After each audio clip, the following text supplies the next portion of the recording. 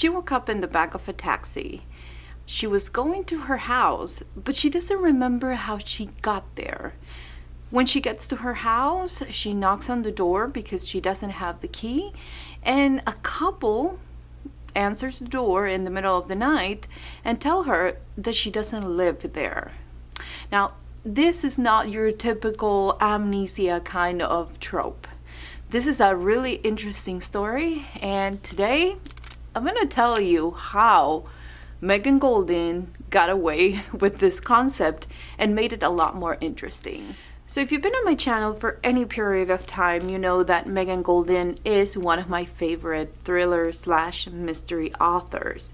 Now, I enjoy Night Swim, Dark Corners, and I had this title in my TBR for some time, so I decided to read it while I was sick in bed, and I can't believe how much fun I had with this book. Now, this is a story of Liv, who goes to what she thinks is her apartment because she lived there. The last thing she remembers, she was living with her roommate in this one condo. She gets there, there's a couple that answers the door in the middle of the night, and they explain to her that she doesn't live there.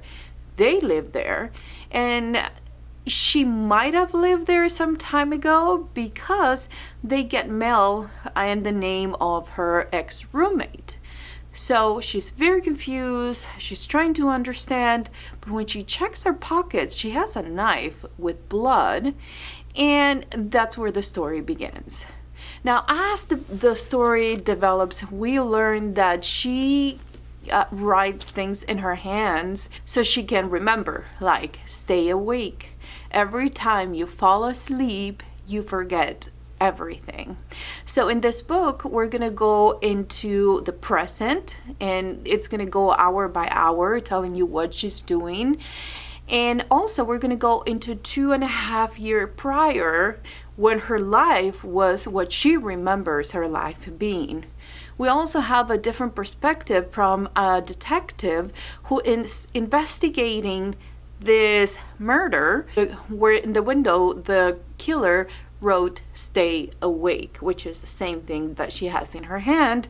And now we're starting to put together that she has a knife, it's bloody, and a lot of the things that this investigators are going through, like footage and stuff, is starting to connect the dots, but they seem to be 3 different timelines that somehow they come together.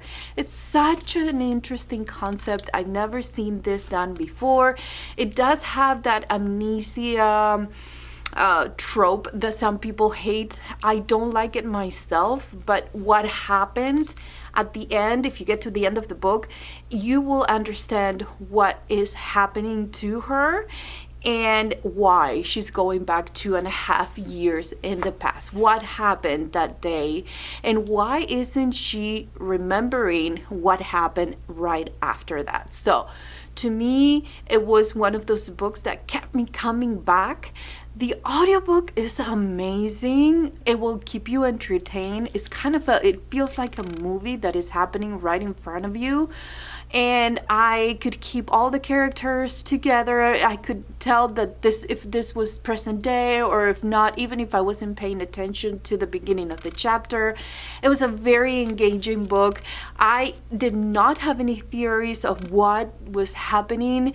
And when I thought I knew the perpetrator, I'm not going to say more than that, it wasn't. And then I was able to figure it out, but maybe a chapter before it was revealed. It was all starting to point to this one person. Now, to me, this is the kind of brain scratcher that I need every once in a while, because it will keep me entertained and going back to it, because I'm curious. I want to know. Now, there are some other mysteries where I read them and it's like, even if I can't guess what's happening, they don't trigger my curiosity enough that I care to keep reading it. So if you really want to find something different, or at least that for me it feels different but very entertaining, I'd say give Stay Awake a go. I had a lot of fun, and to me it was a 5-star read. So definitely recommend it. It could be in the beginning a little slow going, may not get you right away, but continue to keep going a few more chapters, and then you'll see how all the pieces are starting to show some shape. And I don't know why, but to me that's the most important part in a mystery or in a thriller. So 100% recommend this one. I had a lot of fun, and I hope you have it too.